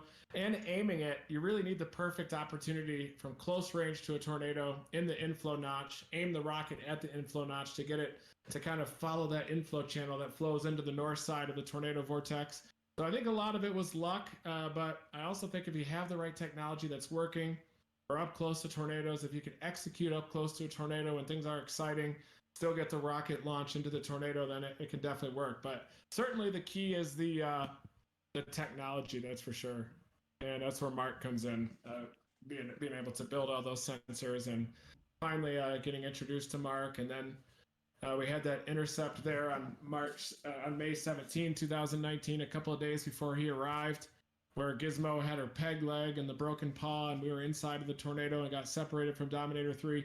That would have been a perfect time to launch the rocket as well, but he didn't make it down until a couple of days after that. And then we kind of botched up a bunch of chases during a very active period there in middle to late May, but then finally found ourselves in that perfect position north of an EF4 tornado that was relatively rain wrapped, right in the notch of it, and we're able to launch that rocket right into the tornado. But the key is for the parachute to deploy at a low enough altitude so it gets pulled into the tornado and can still sample velocities relatively close to the ground. So we don't want the rocket just to do all the work. We want it to kind of go horizontally and then the parachute to deploy ideally inside of the tornado, and then just the wind of the tornado and mesocyclone does the rest of the work. Say, All right, so I have one question, if that's all right. Yeah. That's Yeah. fine. Yeah. What is the most photogenic tornado that you've ever seen? Definitely one of the most photogenic I've ever seen was the Mulvane, Kansas tornado in 2004 on June 12th. The bright white elephant trunk tornado all the way down. Even the debris that caused looked like glitter going around the base of the tornado.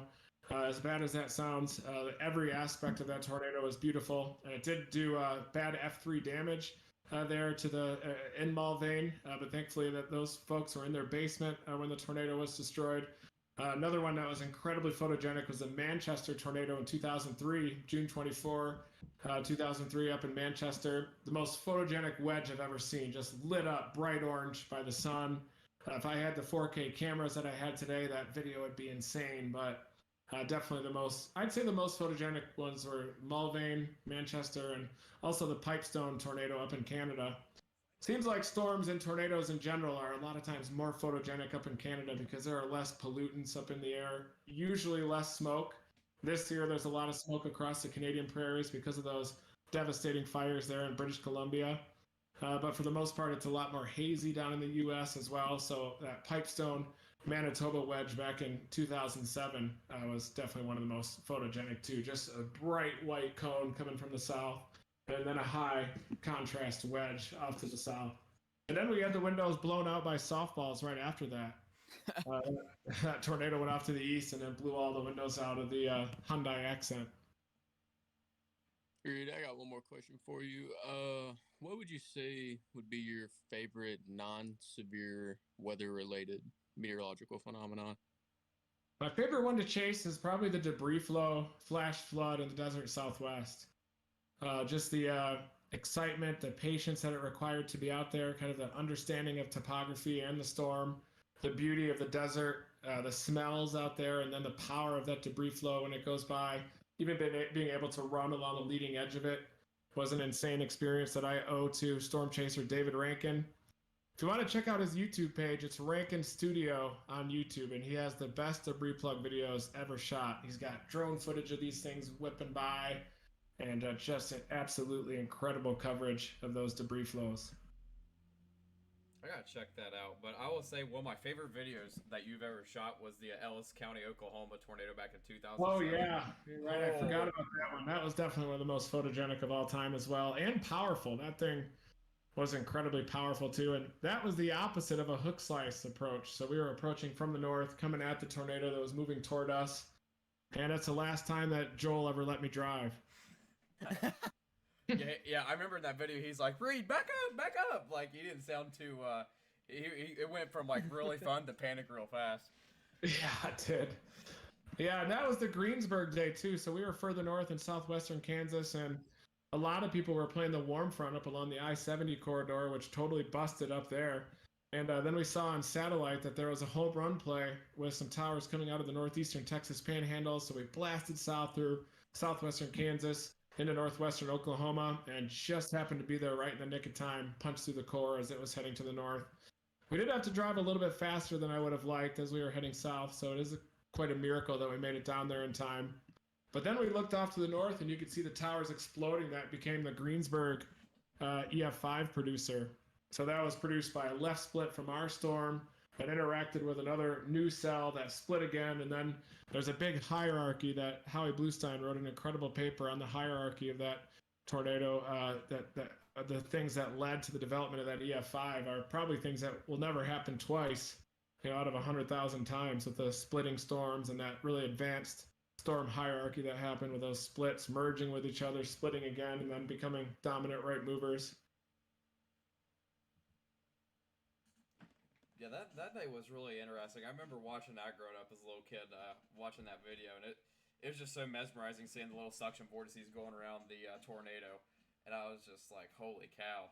It was just because like in Ohio, like Gabe can also can confirm this too. It's like our storms up like down here in the lower Ohio Valley is just so like muggy. It's so My God, yeah, they're awful. They just don't really produce, and if you get anything, you're either gonna get a cold air funnel or you're gonna get a funnel that you won't even get a picture of because it happens so quick. Yeah, or But they're fun in their own right, and eventually you'll score up there.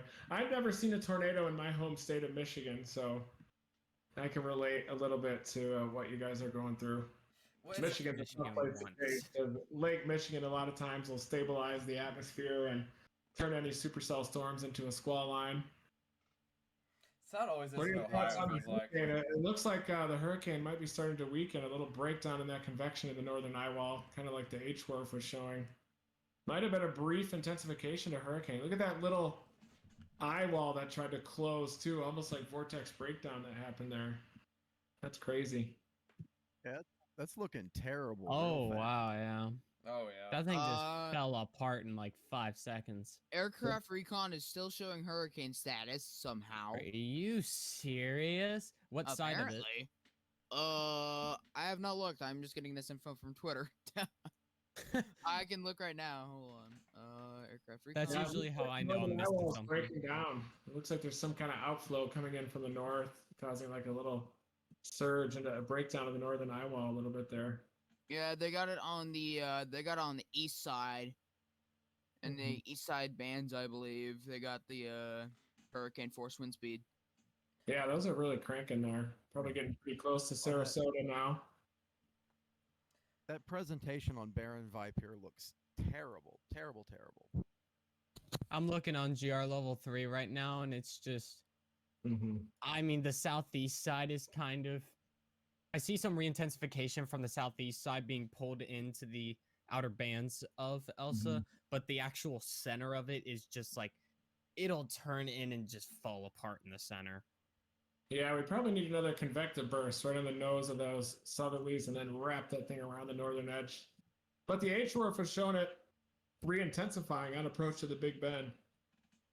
So it definitely could happen. You never know. I'll pull up the models for this, see what they're saying about this. I haven't looked at the models on this in a while. I'm expecting tornado potential to ramp up tonight. Mm-hmm.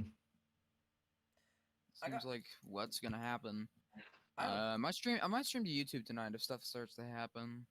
I have a question, Reed. So I'm not too much big into hurricanes. I try mostly to stick with tornadoes a whole lot. But I remember there was one time Mike Bettis was down in I think southern Florida chasing Hurricane Irma. And I remember he was in the eye wall and he got almost hit by a embedded mesovortice.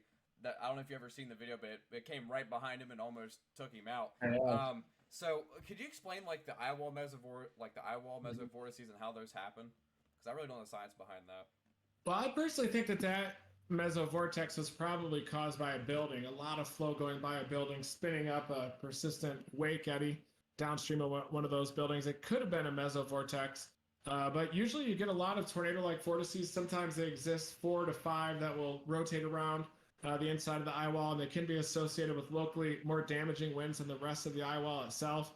And basically, it's difficult to maintain perfect force balance, perfect cyclostrophic balance of the hurricane, especially one that's making landfall and starting to interact with the friction of the earth, changing friction as well as it comes in, and definitely can mess up that force balance a little bit, cause a little bit of cross isobaric flow there as well. That can punch across the eye wall and kind of cause little kinks in it. And there's also a lot of vertical motion within that eye wall too, so that can stretch any little eddy that will develop within that eye wall into the vertical and have it couple with the updraft and become a tornado-like vortex. But I do remember when Simon was chasing Irma down in the Western Keys. He was just to the east of where we were. We were down in Key West, and he actually saw a cone tornado within the eye wall go right by him. So they can definitely intensify into fully condensed cone tornadoes and bring in a little bit of dry air from the moat around that eye wall, pull it in, and get a little mini clear slot. And then once it couples with that vertical motion in the eye wall, it's very easy to really stretch any little eddy into a tornado-like vortex or mesovortex that will spin around inside the eye wall. And that's one of our goals with the subsonic sensor, is deploy a network of those subsonics in the path of a strong hurricane like that, and then try to triangulate the pressure fall and pressure whipsaw with those mesovortices as they rotate around. So it probably starts off as an eddy. That wind field gets going, gets stretched into the vertical, and then develops a negative pressure perturbation that can kind of help sustain it a little bit. Okay. It's kind of a wind field adapts to the height field, or a height field adapts to the wind field type of a scale rather than vice versa. So we're getting into the mesoscale meteorology a little bit. The Rossby radius. Saw that very, very briefly during Hurricane Isabel in 2003. It was here and gone, but it was very clearly tornadic activity for just a second and then gone. Yeah. That's with any tropical landfalling system. There is, your stuff's going to be moving incredibly fast. Stuff changes in the blink of an eye. It's insane when you incredibly rapid translation speeds, moving are roughly equivalent to what the parent winds are within the eye wall itself. So that tornado could theoretically be moving 80, 90 miles an hour in there. Now, one in Irma probably was in the Western Keys, was probably moving at about 140 miles an hour. So one side of the tornado, you hardly get any wind, probably on the inner side as it's whipping around a cyclonic spin. But then the outer circulation, you could get 300-mile-an-hour winds because you kind of double it up on the outside part of the portion of the radius. But yeah, they're definitely interesting, and that's why Hurricane Andrew had a lot of that tornado-like damage as that Cat 5 came in, real tight vortices spinning around the eye wall in there, led to little swaths of incredibly prolific damage. Yeah, that was a weird one. A lot of the other guys on the cast are younger. I think me and you are right around the same age, 40, 41. I was 11 years old when Hurricane Andrew hit, and I remember seeing that on TV. And even back then, I was glued to the Weather Channel all the time. I'd been I watching was too. For since I was like 7 or 8 years old, and I'm looking, I was like, that just looks like a giant tornado. Stuff is leveled. That's not normal for a hurricane. Yeah, I remember seeing sparks fly on the Weather Channel once the power went out, and seeing sparks go by at like 150 miles an hour. And I was always glued to the Weather Channel anytime those tornadoes would come in. Jim Cantori was on back then. It was awesome seeing him, and then get to storm chase with him too later on was cool. And he just keeps getting more and more ripped, doesn't he? The older he gets. He does. He's the only person I've ever seen, and there's YouTube footage of this. You can look it up, and right in the search bar, it'll pop it up. There is footage of him getting hype by doing push-ups on the sidewalk during a hurricane. Yeah.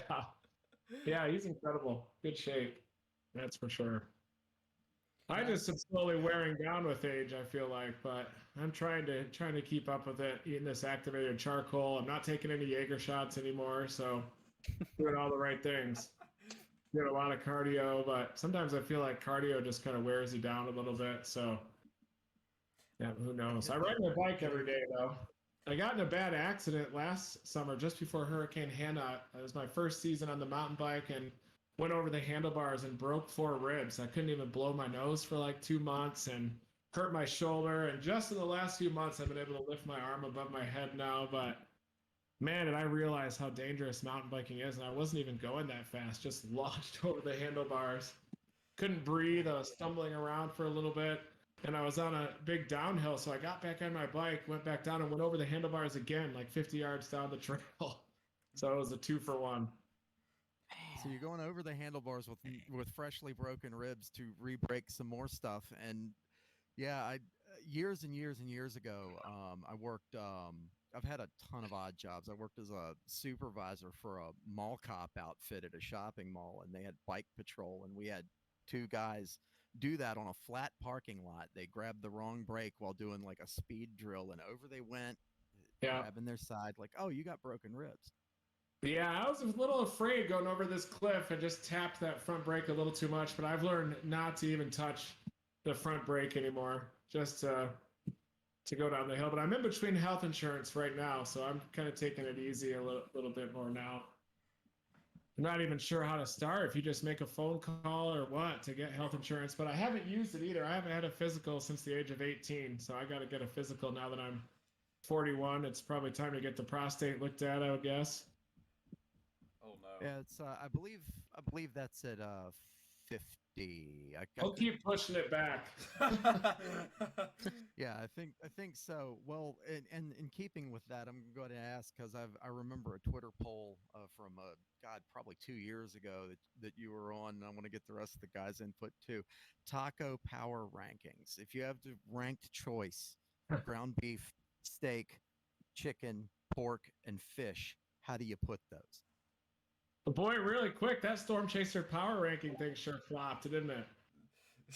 That didn't work out too well. They got kind of some negative feedback. I just intended it for be this fun thing where we could promote other chasers, and it would be more fun. It wouldn't be as serious as it might have sounded when I first wrote about it. But Yeah, for example, like for Vince, finding that Potato Rock in Makoshka State Park, would probably get him vaulted up there pretty high. And but now maybe just a Storm Chaser of the Month thing is appropriate. But I mean, you have golf rankings, bowling. If you could have PBA rankings in bowling, then you think that storm chasing would at least be fun and kind of allow people to follow after it.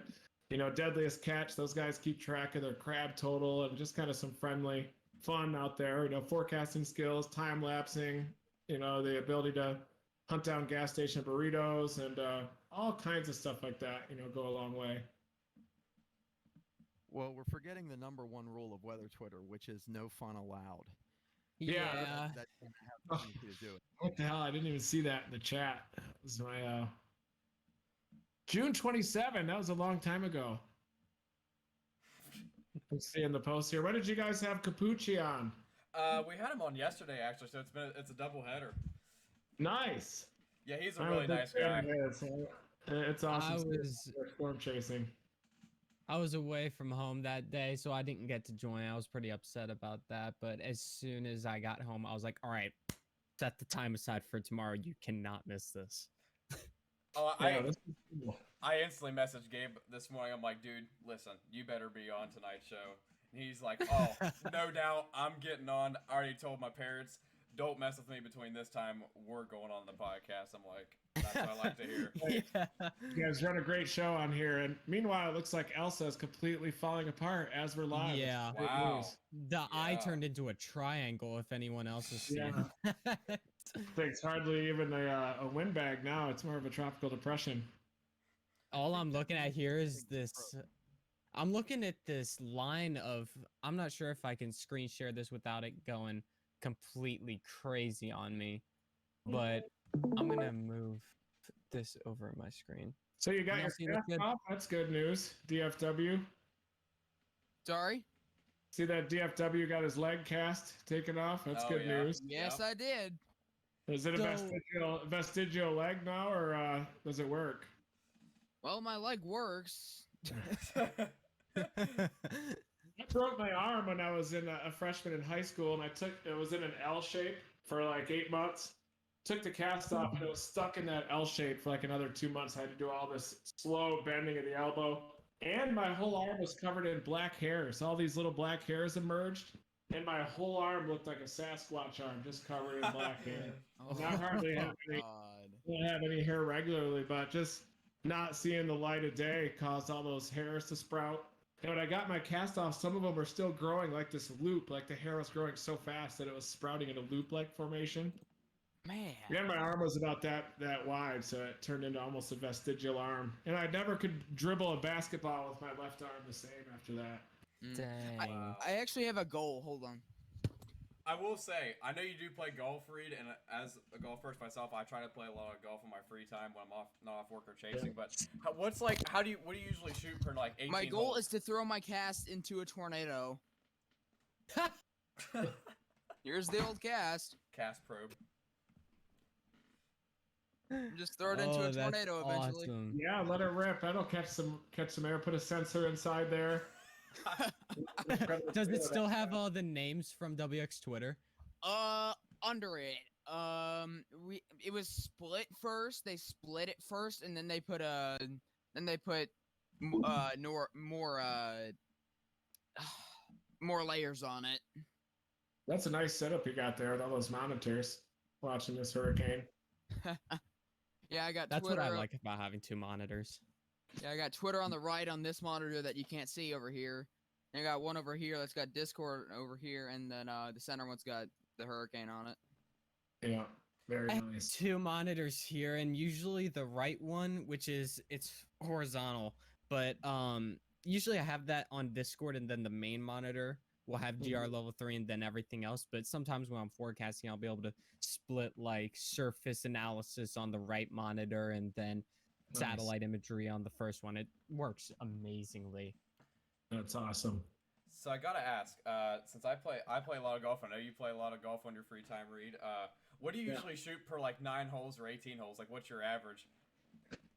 Well, anywhere. I shot a 79 the other day at an easier course out here in Golden, but I generally shoot in the mid 80s or so. Sometimes upper 80s as well. I think I peaked kind of as a sophomore in high school. I shot a 36 in my last golf match, and I was the 8th man, the last man on my JV team. They bumped me all the way down there because I shot a 63 on my first golf match in 9.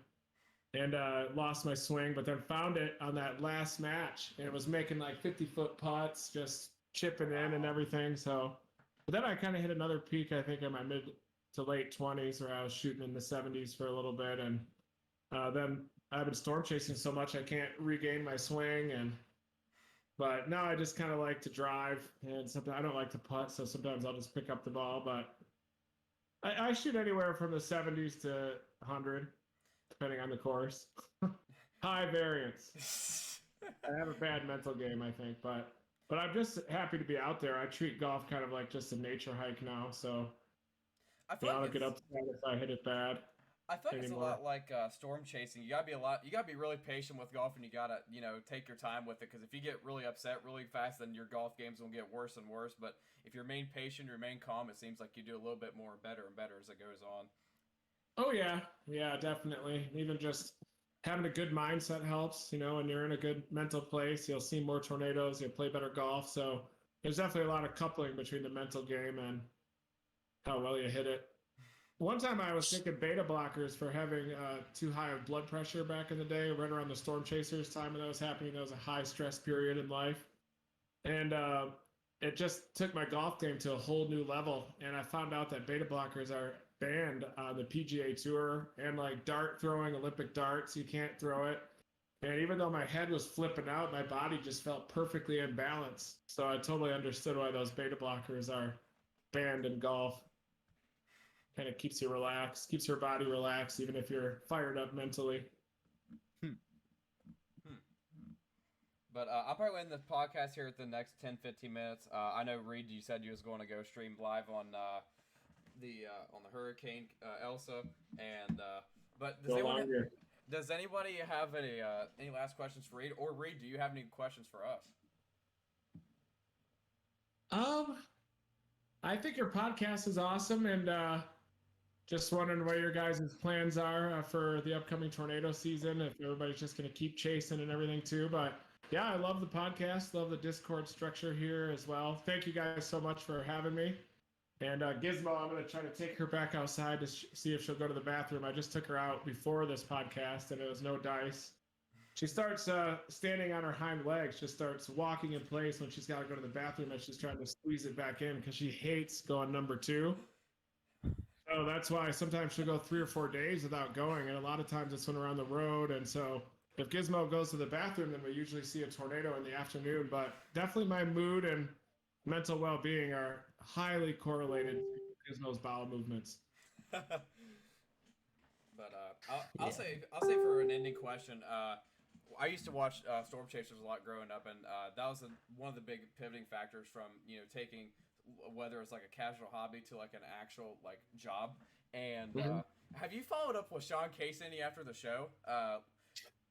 By any chance, like.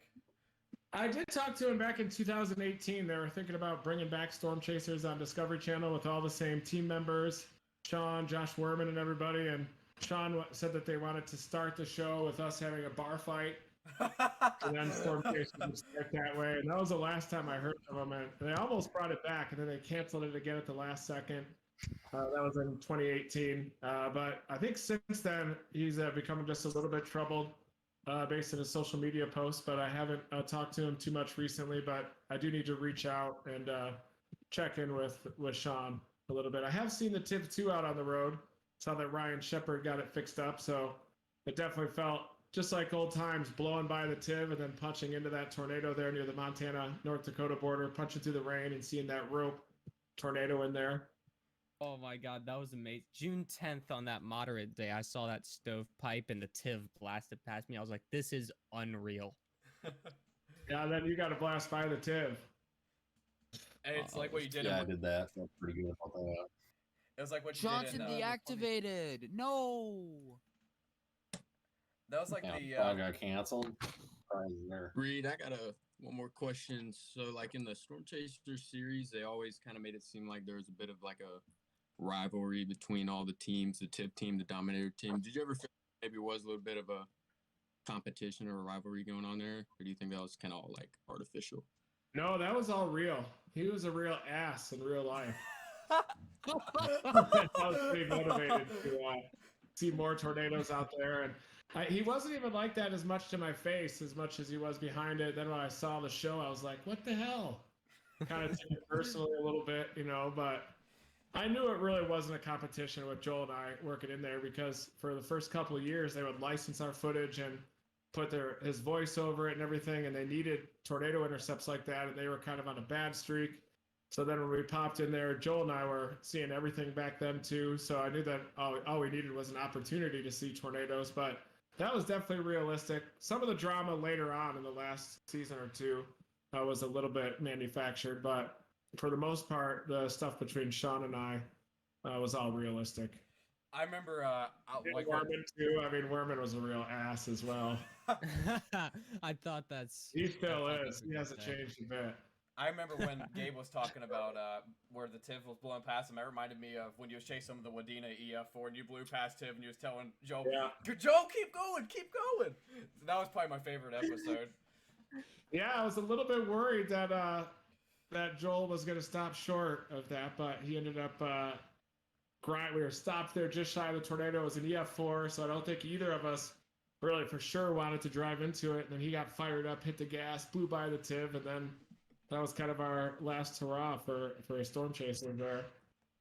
Oh no, we had another year after that. 2011 happened, and then we had a new executive producer, and we had a new head at Discovery that she said she never saw the point of storm chasing and canceled the show in 2012. And then the same person canceled the reboot in 2018 also. So we almost got it off the ground again in 2018, but I'm kind of grateful that it didn't happen, because I don't know if I could survive another experience like that. It was a real grind and kind of a unique experience too, and one that I wasn't fully equipped at handling some of the negatives associated with it. But I'm kind of glad life is a little bit more low key these days. I like the social media streaming and doing as lives and just kind of doing my thing a little bit. Definitely would be intense rerunning Storm Chasers, but I probably wouldn't turn it down if the opportunity presented itself again. We probably have a team of like one of you young bucks coming in there and taking us out. That's probably what would happen. Storm chasing is a lot more widespread now that social media is very prominent within storm chasing. You see a lot more people out there. then Oh yeah, but there were a lot of people during Storm Chasers too. I mean, we had a long line of like 50 cars when Storm Chasers was getting shot with the Dominator. So then in 2020 during the pandemic, you're the only car on the road in the middle of that. But it has come back a little bit, especially during the peak season. But it seems like the high plains and the mid South, you hardly see anybody when you're out there. So I think kind of the northern plains season is a good time to chase. Even July is a really good time to chase. You can kind of choose between the monsoon, northern plains, and even intercepting hurricanes as well. So you get a full buffet usually this time of year. Everything except for snow. yeah. You know, I have to ask just from being kind of the equipment guy and the chase rig elder statesman now. With Dominator 1 and 2, if I remember the specs from those correctly, those were armored vehicles that were built out of a Chevrolet Trailblazer and I want to say GMC Envoy.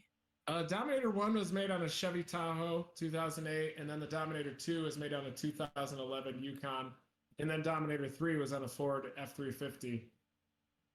The F350 made sense, but I was looking at the design specs on the first two. Did you ever have any issues with power on demand, with transmission issues, things like that, putting that much weight on that platform?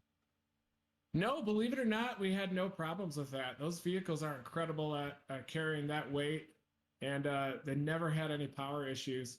They did have some suspension issues, so it'd go over a bump and then it would rock like a teeter-totter when we went over any little bump or undulation in the highway and bottom out and send sparks flying and everything. But in terms of power, believe it or not, those two vehicles, we had absolutely no problems. Nice. Awesome. But so Thank you, guys. Yeah, no, I'm Of happy course. you joined on the podcast. I had an amazing time. I look forward to going live on this tropical depression now. We did it right during our, completely fell apart right during this podcast. So as a closing, Yeah. so as a closing statement, Reed, what's your plans for the future? Just to keep on chasing, to roll out these Dominator weather stations, to keep on streaming live as well, and just keep moving upward and forward and trying to collect data inside of tornadoes. And I'm working this educational angle now as well with varsity tutors and everything too. I just want to inspire future chasers. And then I'll just keep storm chasing to the very end. Hopefully with medical advancements, I've got another 50 years or so to storm chase. I'll be one of those seniors out there, I hope, storm chasing if all goes to plan. But just keep on doing what I'm doing, storm chase. Never And you gotta stop chasing. adapt and evolve to make it work. So with new social media that's happening out there and new platforms for monetization and kind of the shifting climate relative to news media and social media, you always have to adjust and stay ahead of the curve a little bit when you're out there chasing storms. Oh yeah. I'd like to So say thank real you for quick. calling tonight, bro. I'd like to say real quick that since my mom is in the other room and she follows you on Twitter and we both love your work, I'd like to say hi on behalf of her. Aw, Because- yeah, tell her I said hi. And it never stopped chasing, and I think she must be an awesome mom if she's so supportive of you as a storm chaser. Probably very similar to my mom too, that was also supportive of storm chasing as much as she could be. She doesn't like me getting close or chasing the hurricanes, but I think that's awesome that she's so supportive of you in pursuit of your passion. Oh yeah, she's the one who's been driving me around until I get my license and I'm fully out there by myself. So I think that's amazing, the bonding there. Yeah, that's awesome. That's really cool. You need to take your mom out, Reed, onto another chase like the Mother's Day chase.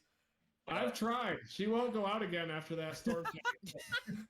We were so close to that tornado. It's going to be difficult for me to get her back out there again. But I have been trying. I wanted to take her out for the whole season this year. But yeah, she won't do it. Was anyone else have any last minute comments or questions? I got all mine done. I'm definitely happy with how this all went. I'm loving it. Thank you. Thanks, guys. Thanks for having me. Well, I thank enjoyed you. it. No problem. I'd love to do it Thank you. again sometime. And we'd love to have you back on. But So for the people that's watching, Reed's social media links will be posted down in the description. Also, you guys can follow him on YouTube. I'm sure he'll be live covering Elsa after this. So once again, Reed, I appreciate you coming on the podcast, and we'd love to have you back on anytime. Yeah, thank you so much. Maybe we'll see some of you out there on Friday. Hey, I might try to get out there. So. All right, sounds good. Never stop chasing. All right. Never stop Never chasing. stop chasing.